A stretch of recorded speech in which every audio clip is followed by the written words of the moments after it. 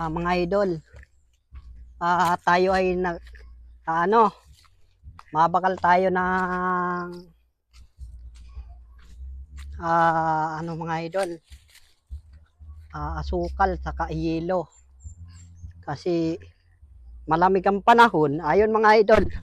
Kaya ito mga idol, pa-vlog ako kasi araw ngayon ng Martes.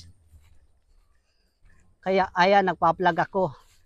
Yung mga content creator dyan, baka naman sa susunod na dating pa lang natin mga vloggers natin, mga idol, maraming salamat po sa mga nanonood ng aking video kasi tayo po ay magpa-vlog ngayong araw ng Martes.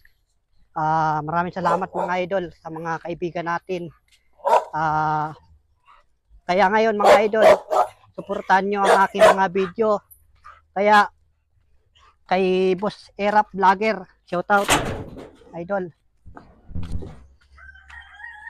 Magpapakal tayo ng maraming salamat po sa mga nanonood ng video ngayon. Kaya sa ating mga nagpapanood,